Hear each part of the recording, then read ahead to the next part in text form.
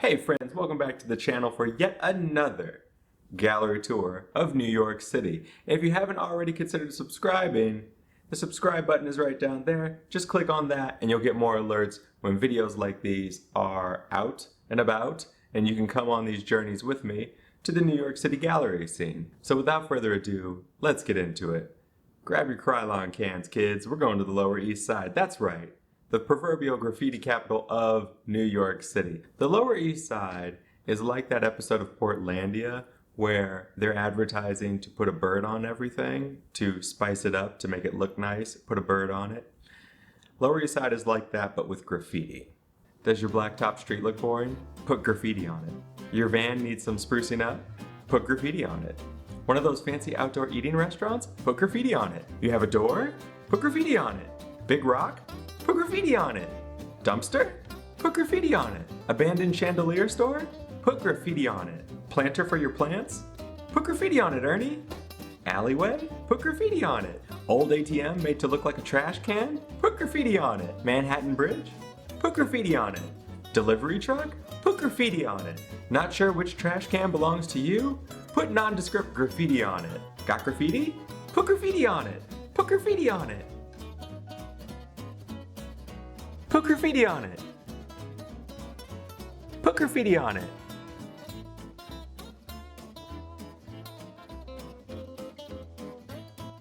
Put graffiti on it. No, but I love the Lower East Side because of the happening energy, the culture, the food scene, and the art galleries are plentiful. So let's take a walk and check out what there is to see.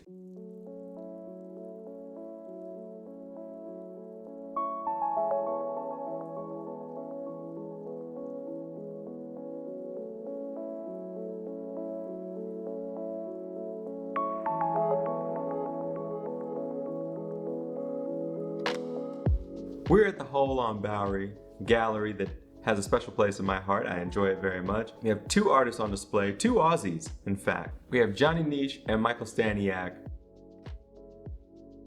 Jonny loves David Bowie. Let's just get that out of the way. He's inspired by none other than Ziggy Stardust. That's where these paintings take shape. That's where they take form, or behind that idea. The paintings are inspired by the campy, glitzy nature of Bowie's galactic legacy. Bowie's nature was kind of known universally as this fabulously bright star. The Stardust vibe is amplified in Jonny's paintings. You really get sucked into these, like a vortex or a nebulous black hole. The surface of these paintings look like they are moving, very subtly. It's kind of trippy to the eye. I got up close on these, and you probably can't see it well on the camera, but these are made of layers of voile. It's a French term, voile? That's correct. I looked up the pronunciation, voile. It's a blend of cotton, linen, or polyester. It's a French term. It means veil. And as I move my eyes across the surface, you can see threads of the veil crisscrossing in a way that makes it look like the surface is vibrating. And behind the voile is powdered coated aluminum framed by a mirrored polished brass. Just sweet stuff. Michael is a sculptor who takes the origins of art to the modernity of cosmic multicolored surfaces. These sculptures are made out of bronze, and they're rugged, and they're a little rough on the side, and they're reminiscent of the cave walls like the ones you would have seen the paintings on in France of Lascaux. Way back in the day, the original paintings that archaeologists found and thought, wow, humans have been painting for a long time. The surfaces are made to kind of mimic those cave walls.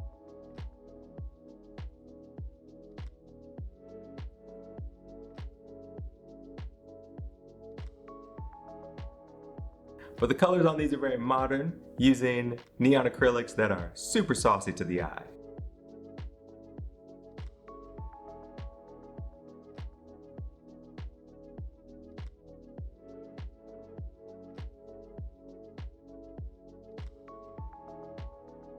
Now the third person on exhibition here at the Hole is Yahnker.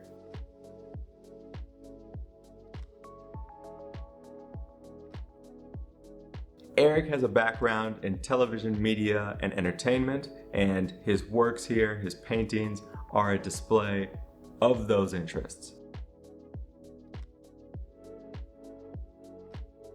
You'll see him deal with pop culture figures, politicians, athletes, these sorts of characters in his work, an examination of the images that we take in on a day-to-day basis in the United States. You got our girl Serena, Kobe, that dude with a 69 on his face. I don't know his name. Is it 69? Yeah, but these are references that the viewer is meant to get if they keep up with any of the celebrity gossip. You might be interested in these paintings just for the sheer fact of recognizability.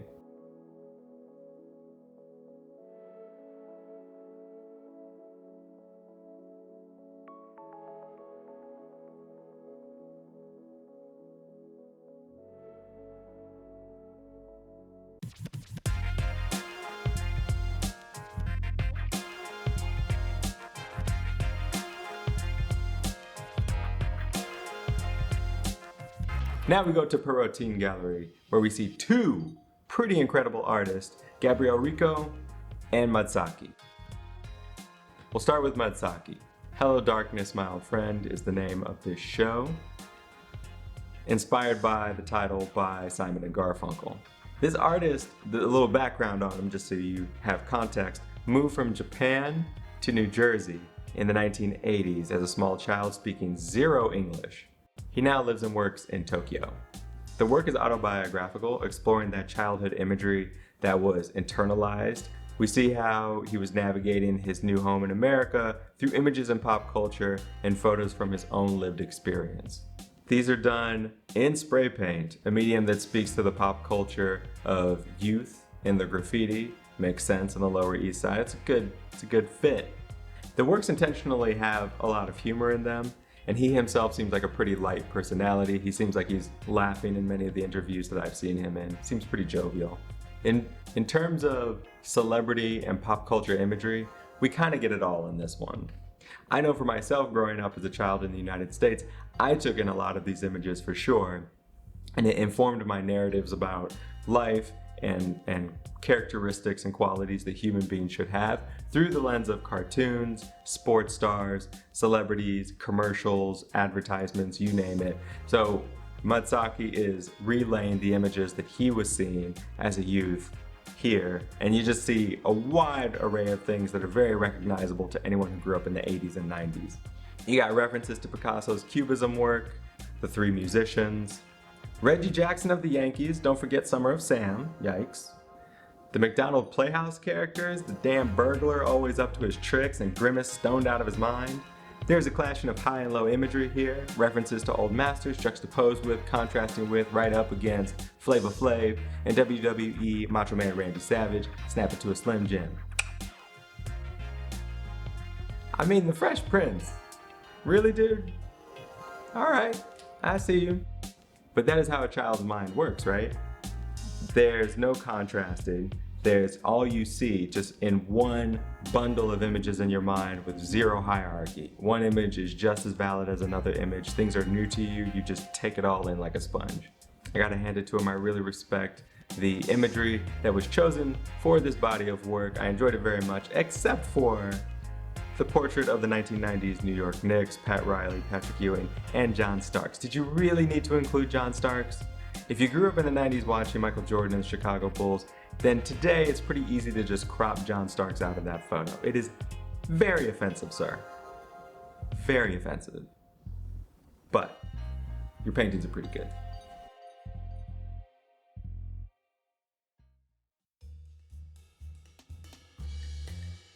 We arrive up at the upper floor of the gallery where we see Gabriel Rico's work. I had seen Gabriel's work in Mexico City about a month ago at one of the galleries down there, and I thought, who is this artist? I have never encountered this work before, and I was stunned.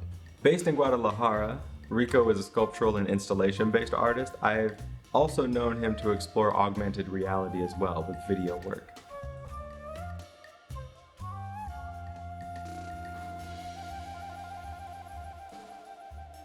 What we have here is a person wearing a lot of hats. He is a philosopher and a scientist just as much as he's an artist.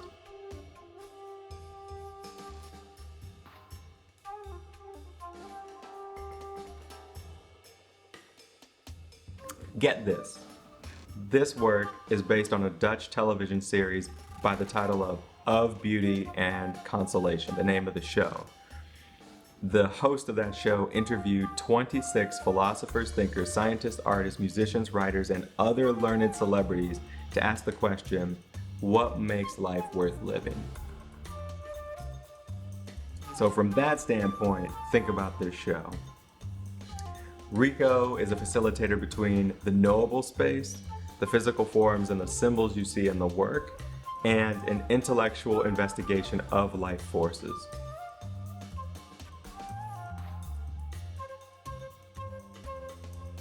Gabriel is a self-proclaimed ontologist.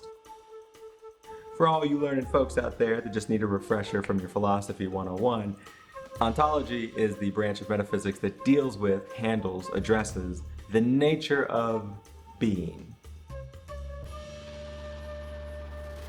These works are him testing the equations of meaning in life using mathematical symbols and questioning related materials.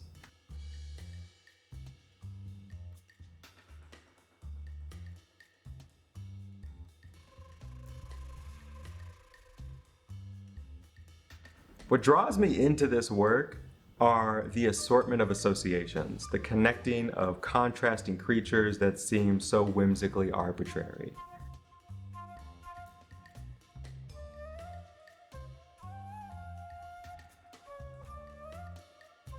But it does make you think, why this rock? Why this metal? Why these sticks, this paper, these positions? Could it have been done differently? How do we make sense of what we are seeing and feeling in this exhibition? The brain is always looking for patterns. That's what our brains do. You see images and paint on a canvas, you associate it with a painting. But with Gabriel's sculpture installations, the choices are so out of left field. He's just playing with different rules in these works that my brain is not accustomed to. That's where I find the real rub, what we call the slippage. In art, you go in, it's not just art. There has to be something more than just beauty to it. There has to be some slippage where the work starts to delineate from what is normal, from what our brains recognize as patterns, and our brain has to wrestle with something. And that is what this work does, I think, just exquisitely well. Really enjoyed seeing this work here in New York City. Great exhibition by Gabriel Rico.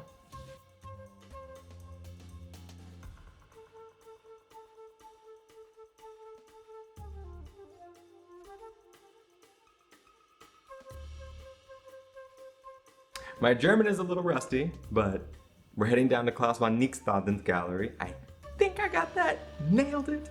I don't know. And we're gonna see Jennifer Lee on display. And for all you fans of small painting out there, this show is for you.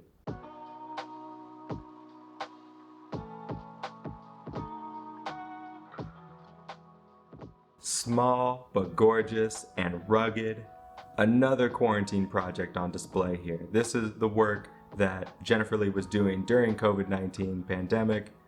She worked on these tirelessly, and you can see the quality and the care in every single one of these paintings. These are oil paint on jute. Jute is a kind of fiber weave, kind of like canvas, just more rugged. Think of the simplest comforts you may have missed during quarantine. That's what Lee is capturing here. She uses her own photos, carefully choosing which source materials to use.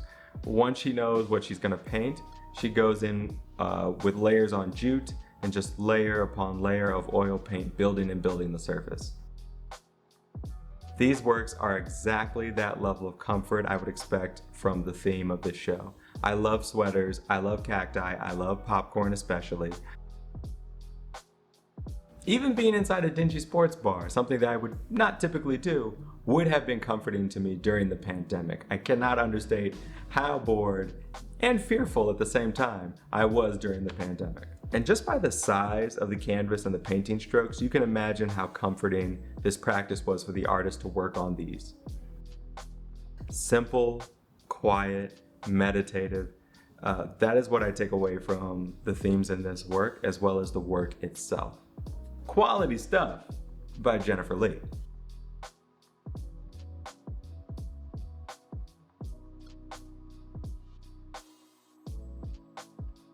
And we're gonna round things out today with some work at the Westwood Gallery on Bowery Street. Give you a little bit of New York City art history insight as well. What we have here is a two-person show with Charles Hinmin and Will Insley. These are works from the 1960s through the 80s, still considered contemporary art by our standards. These two artists worked in the same building for over 50 years, right across the street on Bowery, and were unaware of each other, running in the same conceptual circles and doing similar conceptual work for many years until later on they discovered each other. If you live outside of New York City and you're thinking, how can you live in the same building with someone for 5 decades and not know they're there? New York City does that. That's the thing. Manhattan. There's a lot of people. Do I really need to know my neighbor? Eventually, they started running in similar circles and they connected. Insley actually has a degree in architecture, so when he saw Frank Stella's work, he thought to himself, oh, I can make work like this, very geometric, very angled. Insley's like your typical engineering mind, probably grew up playing with erector set and Lincoln logs or Legos and just tinkering with things with his hand and his mind, making things fit, solving structural problems. So for him, making art has that same kind of slant to it.